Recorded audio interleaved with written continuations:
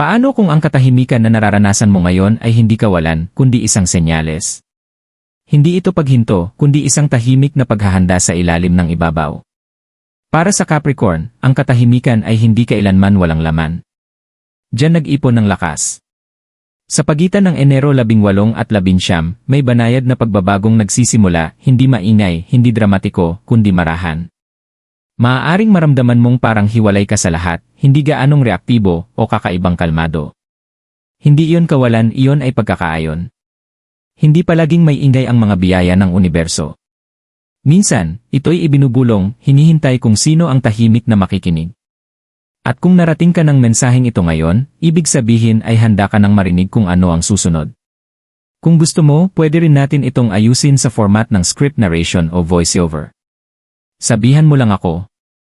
Capricorn, ang mga araw ng Enero 18 at 19 ay may dalang enerhiya na kakaiba sa ingay na nakasanayan mo. Walang kaguluhan dito, walang biglaang pagkabigla, kundi isang tahimik na pagbabago na humihiling sa'yo na huminto sandali at pansinin ang unti-unting nabubuo sa loob mo. Sa mga nakaraang linggo, maaaring naramdaman mong ikaw ay naging tahimik, mapag-isip, o hindi na gaanong interesado sa pagpilit ng mga resulta. Hindi ito pagkawala ng motibasyon, ito ay likas na pagbabalik sa linaw. Ang mga araw na ito ay hindi tungkol sa mga dramatikong tagumpay sa panlabas, kundi tungkol sa pagkakaayon sa panloob. Kapag naging tahimik ang mundo, nagsisimulang marinig ng isipan ang mga bagay na noon pa man ay nariyan na. Para sa Capricorn, ang katahimikan ay makapangyarihan. Nililinis nito ang emosyonal na kalat at pinatalas ang intuisyon. Ang nangyayari ngayon ay hindi humihiling ng agarang aksyon. Hinihingi nito ang iyong kamalayan. Sapagkat sa kalmadong espasyong ito, may bagong pagkakataong unti-unting humuhubog, isang bagay na sa kalaunan ay magiging mas mahalaga kaysa sa inaakala mo sa ngayon. Bakit narating SEF ay ganyan mensaheng iti? Capricorn, ang mensaheng ito ay nakarating sa iyo ngayon para sa isang dahilan. Hindi dahil hinanap mo ito, kundi dahil sa wakas ay tumigil ka sa pagpupumiglas laban sa agos. Kapag maingay ang buhay, nagtatago ang mga sagot. Pero kapag dumating ang katahimikan, ang katotohanan ay nakakahanap ng daan. Sa mga nagdaang buwan, maaaring daladala mo ang mga tanong na hindi mo lubusang maipaliwanag, tungkol sa direksyon, layunin, o kung ang lahat ng pagsisikap mo ba ay may kahihinat ng makabuluhan. Matagal ka ng malakas, madalas pinipili ang responsibilidad kaysa pahinga, at lohika kaysa damdamin. Pero ang lakas, kapag masyadong matagal bitbit, ay nagiging pabigat. Kamakailan, maaaring naramdaman mo ito bilang tahimik na pagkapagod, emosyonal na distansya, o pakiramdam na may kailangang magbago, kahit hindi mo pa ito matukoy. Ito ang dahilan kung bakit narating ka ng mensaheng ito ngayon. Hindi sa pinakamataas mong punto, at hindi rin sa pinakamababa, kundi sa isang sandaling tahimik kang mulat. Ang universo ay naghihintay ng mga ganitong pagkakataon. Hindi ito nagsasalita kapag abala ang isipan. Nagsasalita ito kapag nakikinig na ang kaluluwa. Hindi ka nahuhuli. Hindi ka naliligaw. Ikaw ay nasa pagitan, isang paglipat. At ang mga paglipat ay bihirang maingay. Nangyayari sila ng tahimik, sa loob, inihahanda ka para sa isang bagay na hindi mo pa nakikita, pero nakatakdang tunguhin. Iyan nilakas ng katahimikan para sa Capricorn. Para sa Capricorn, ang katahimikan ay madalas hindi nauunawaan. Sa paningin ng iba, tila ito'y paglayo o pag-aalinlangan. Pero para sa iyo, ang katahimikan ay kung saan muling naibabalik ang lakas. Ito ang espasyong ginagamit mo upang magproseso, mag-recalibrate, at tahimik na muling buuin ang sarili. Kapag ang mundo ay umaasa ng reaksyon, si Capricorn ay pinipiling magnilay, at ang pagpiling iyon ay makapangyarihan. Sa ngayon, ang katahimikan sa paligid mo ay hindi aksidente. Ito ay sinadya. Lumilikha ito ng pagitan sa pagitan mo at sa ingay na dati nagpapalayo sa iyo sa tunay mong direksyon. Sa katahimikang ito, humuhupa ang emosyon. Lumilinaw ang isipan. Nagsisimula kang mapansin kung ano ang nagpapalubha sa iyo at kung ano ang tahimik na nagpapalakas. Bihira ang ganitong kamalayan at dumarating lamang ito kapag sadyang pinabagal ng buhay ang iyong hakbang. Maaaring hindi mo na gustong ipaliwanag ang sarili mo sa iba. Maaaring nawawala na ang interes mong patunayan ang kahit ano kanino man. Ito ay paglago. Itinuturo sa iyo ng katahimikan ang tamang pagkilatis, kung ano ang karapat-dapat sa iyong enerhiya, at kung alin ang hindi na. Si Capricorn ay umuunlad kapag nakatuon ang lakas, hindi kalat-kalat. Ang yugto na ito ay hindi humihiling na umatras ka ng tuluyan. Hinihiling lamang nitong makinig ka ng mas malalim bago ka muling kumilos. Madalas ihanda ng universo ang pinakamalalakas nitong tagapagbuo sa katahimikan, hindi sa palakpakan. Ang nabubuo sa loob mo ngayon ay katatagang pinino ng linaw. At kapag muli kang humakbang pasulong, hindi ito magiging padalos-dalos o dahil lamang sa emosyon. Ito'y magiging maingat, matatag at hindi mapipigilan. Iyan ang regalo ng katahimikan para sa Capricorn, hindi ka nito pinahihina. Pinatatalas ka nito. Iyan diyan itahimik din na natatapos. Hindi lahat ng pagwawakas ay may kasamang sigawan o formal na pamamaalam, Capricorn. May mga pagwawakas na dumarating ng tahimik, walang paliwanag, dahan-dahang lumilisan na hindi mo agad namamalayan, hanggang sa maramdaman mong wala na ang bigat na dati nilang dala. Ganitong uri ng pagtatapos ang nararanasan mo ngayon. Banayad. Halos hindi makita. Ngunit malalim ang pagbabagong hatid.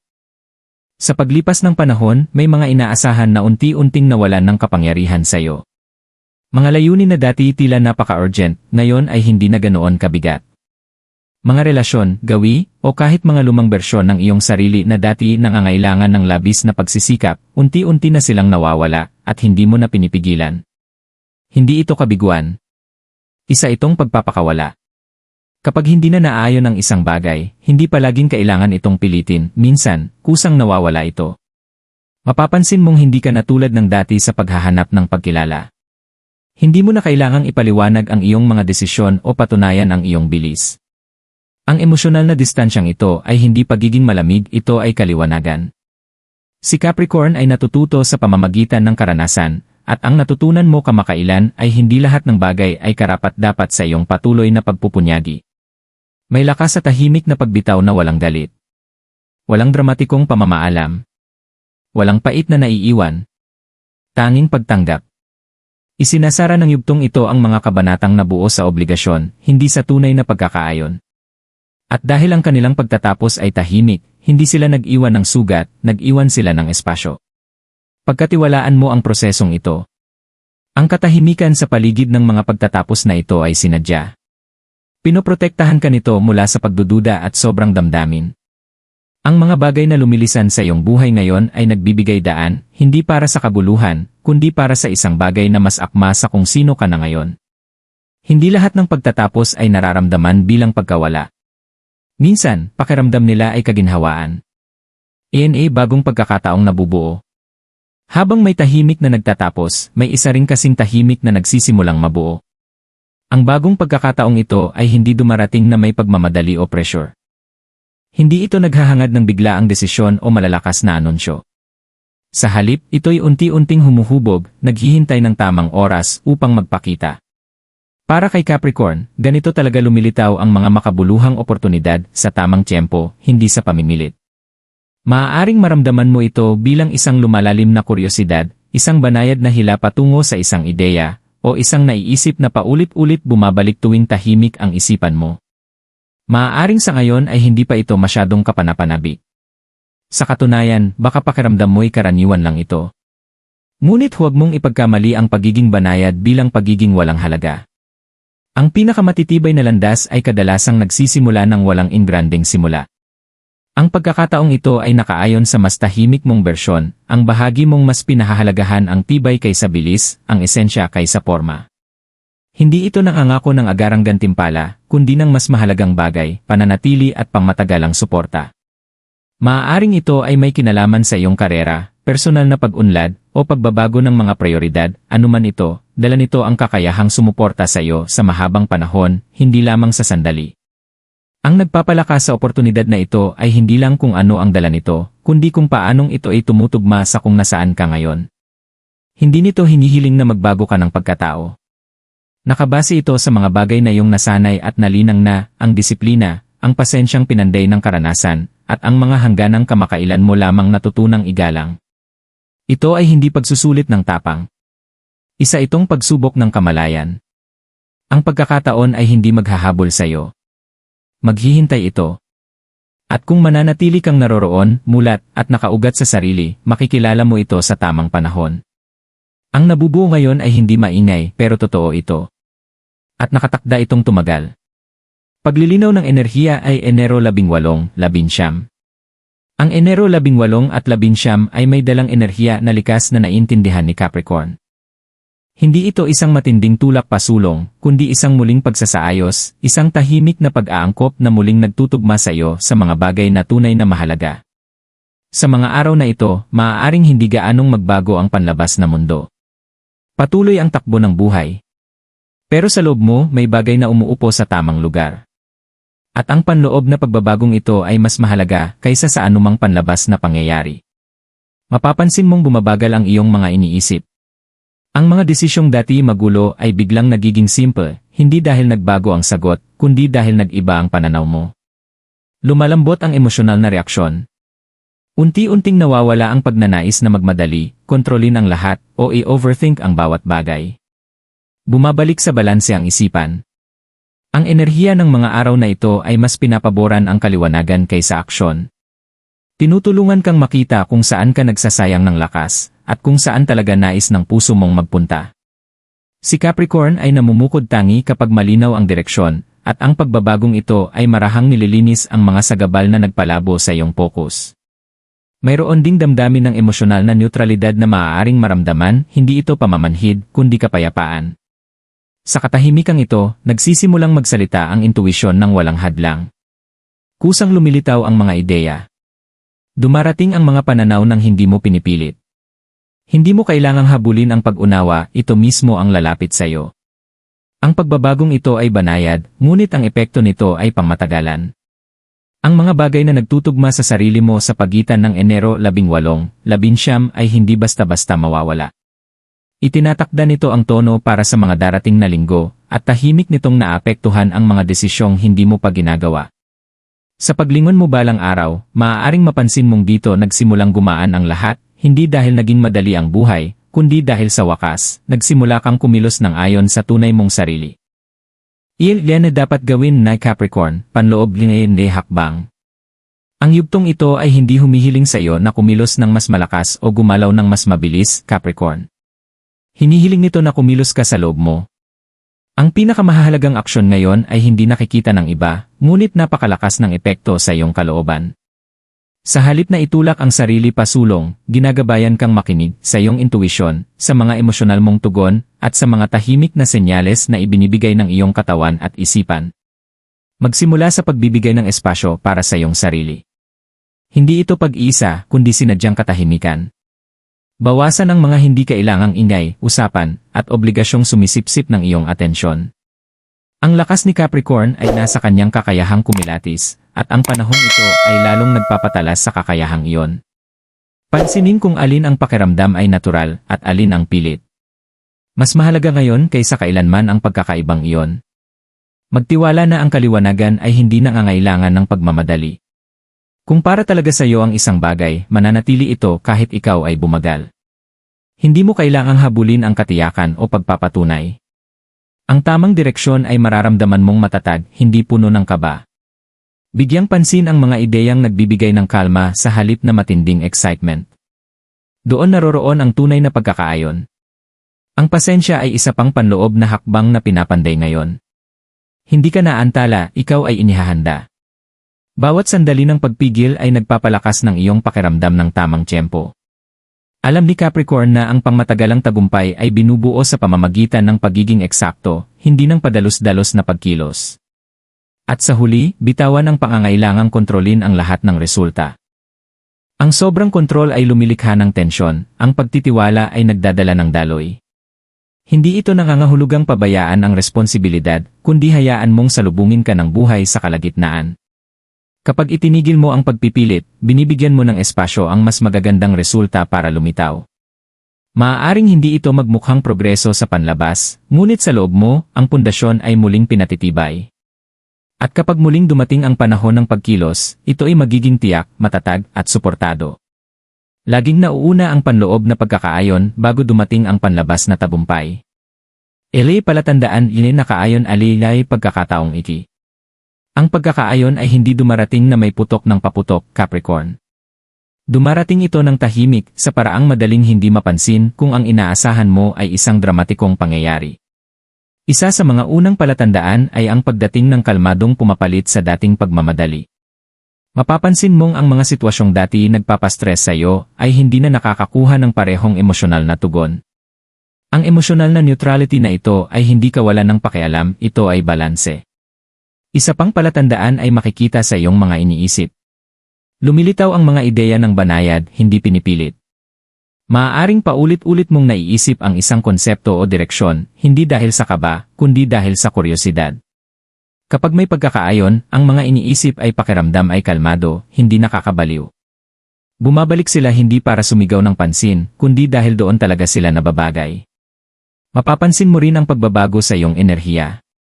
Sa halip na mapagod sa pagtatapos ng araw, nararamdaman mong may tahimik kang kasiyahan, kahit walang malaking nangyari. Ang pagkakaayon ay muling nagpupuno ng enerhiya, sa halip na ubusin ito. Ang maliliit na aksyon ay nagiging makahulugan. Ang pahinga ay pakiramdam mo'y karapat-dapat, hindi nakaka-guilty. Magsisimula ring lumitaw ang mga synchronicity, banayad pero tuloy-tuloy. Isang usapan na sinasagot ang isang tanong na hindi mo naman binanggit. Isang mensahe na dumarating sa tamang sandali. Hindi ito aksidente, ito ay mga kumpirmasyon. Kadalasan, nakikipag-usap ang universo sa pamamagitan ng mga pattern kapag nasa tamang landas ka. At sa huli, ang pagkakaayon ay nagdadala ng pasensya. Humihinto ka sa pagtatanong ng kailan ito mangyayari, at nagsisimula kang magtiwala na ang tamang oras ay kusang darating. Wala nang pagmamadali dahil sa loob mo, nararamdaman mo na ang kapanatagan. Kapag nagsama-sama ang mga palatandaang ito, kalmado, linaw, matatag na enerhiya, at tahimik na kumpirmasyon, nasa pagkakaayon ka. At kapag naroon ka, ang pagkakataon ay kusang nabubuksan ng walang pagtutol. Capricorn, ang yugtong ito ay paalala na ang tunay na lakas ay hindi palaging kailangang patunayan ang sarili. Matagal ka nang nagtatayo, may pasan na responsibilidad, at matatag na naninindigan kahit mabigat ang landas. Ngayon, ang universo ay nakikipag-usap sa iyo sa mas tahimik na paraan, hindi para hamunin ka, kundi para tiyakin sa iyo, nasa tamang lugar ka. Wala kang kailangang habulin at wala kang kailangang pilitin. Ang mga bagay na para sa iyo ay unti-unti nang umaangkop para salubungin ka sa tamang oras. Ang katahimikan sa paligid mo ay hindi kawalan, ito'y proteksyon. Pinangangalagaan nito ang iyong enerhiya mula sa pagdududa, pagkukumpara, at hindi kailangang pressure. Sa loob ng espasyong ito, mas luminaw ang iyong intuisyon, at mas tumitibay ang iyong tiwala sa sarili kahit walang kumpirmasyon mula sa labas. Hinihiling ng universo na pagkatiwalaan mo ang sarili mong tiyempo. Hindi mo kailangang magmadali upang maging karapat-dapat sa progreso. Ang bawat hakbang na ginagampanan mo ng may kamalayan ay mas makapangyarihan kaysa sa 10 hakbang na ginawa ng padalos-dalos. Ang paparating ay hindi para gulatin ka, ito ay para sa iyo talaga. Manatiling nakaugat. Manatiling naroroon sa kasalukuyan. Ang pagkakataong nabubuo ay tumutugma sa taong ikaw na ngayon, hindi sa bersyong pilit mong iwan noon. At kapag dumating na ang tamang sandali, kikilos ka ng natural, walang takot, walang alinlangan. Hanggang sa sandaling iyon, tandaan mo ito, ang katahimikan ay hindi kawalan ng patnubay. Doon nagiging malinaw ang tunay na gabay. Kaya ngayon alam mo na, Capricorn, ang sandaling ito sa iyong buhay ay hindi paghinto, ito ay isang realignment. Habang patuloy ang mundo sa karaniwang takbo nito, may nagbago na sa loob mo. Hindi mo na hinahabol ang ingay. Nakikinig ka na ngayon. Hindi mo na pinipilit buksan ang mga pintong ayaw bumukas. Hinahayaan mong ang tamang pintuan ay magbukas sa tamang oras. Sa pagitan ng Enero 18 at 19, may banayad na kaliwanagang dumadaloy sa iyong espasyo. Walang alarma. Walang drama. Tanging isang tahimik na pakiramdam na ang iyong susunod na yugto ay nagsisimula, hindi sa paputok, kundi sa malinaw na layunin. Ang mga darating ay hindi tungkol sa pagpapatunay sa iba. Ito ay tungkol sa paggalang sa kung sino ka na ngayon at pagpayag na salubungin ka ng buhay sa katotohanang iyon. Hindi mo kailangang magmadali. Hindi mo kailangang magpaliwanag. Kailangan mo lang manatiling bukas, nakaugat, at sapat na tahimik upang tumanggap. Sapagkat ang paparating ay hindi maingay, ngunit tiyak na para sa iyo. Kung ang mensaheng ito ay nakaabot sa iyo, kahit sa pinakamaliit na paraan, alamin mong hindi ito aksidente. Pagkatiwalaan mo ang iyong enerhiya. Pagkatiwalaan mo ang iyong landas. At kung naramdaman mong nakita ka sa video na ito, mag-iwan lamang ng tahimik na Tinatanggap ko ito sa comments. Mag-subscribe para sa mas marami pang mensaheng darating sa mismong oras na kailangan mo sila.